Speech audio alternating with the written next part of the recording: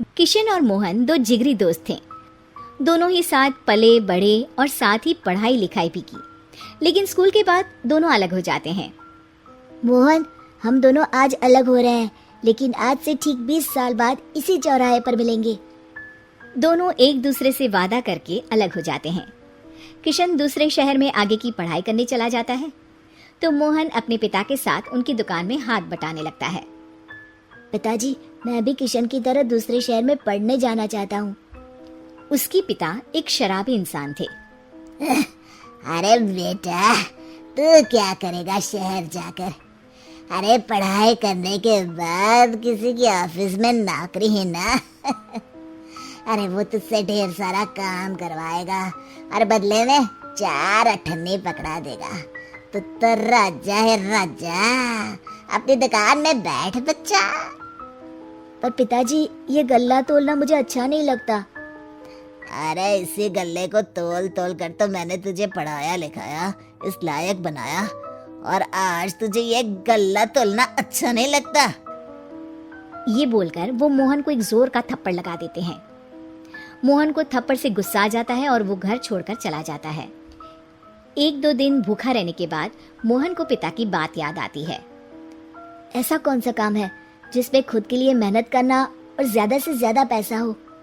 वो सोच में पड़ जाता है कि तभी उसे घोड़ों की आवाज आती है। वो एक पेड़ के पीछे छुप जाता है और जहाँ देखता है कि डाकू कैसे एक चादर फैलाते हैं और उसमें ढेर सारे सोने के गहने डाल देते हैं।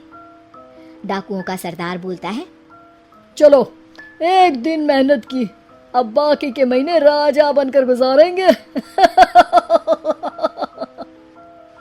सारे जोर जोर से हंसकर वहां से निकल जाते हैं। अरे वाह, ये तो सच में बड़ा ही अच्छा बिजनेस है। फिर क्या था, मोहन ने छोटी मोटी चोरी का काम शुरू कर दिया। कभी किसी की चेन खींच लेता तो कभी किसी की पॉकेट मार लेता। उसे इस काम में मजा आने लगा। वाह, ये तो अच्छा काम है।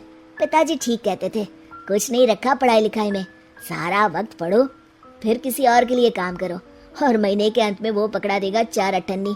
ना बाबा ना। धीरे धीरे समय बीतता जाता है और मोहन जाना माना चोर बन जाता है।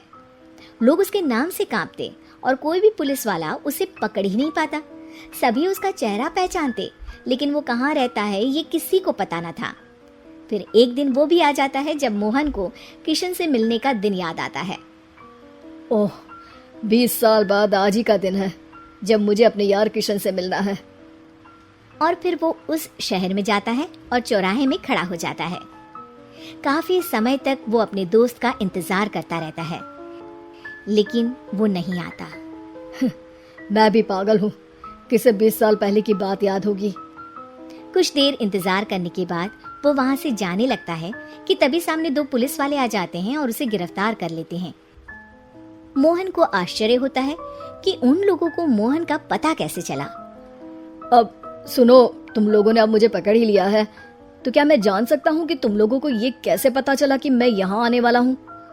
उसमें से एक पुलिस वाला मोहन को एक लेटर देता है।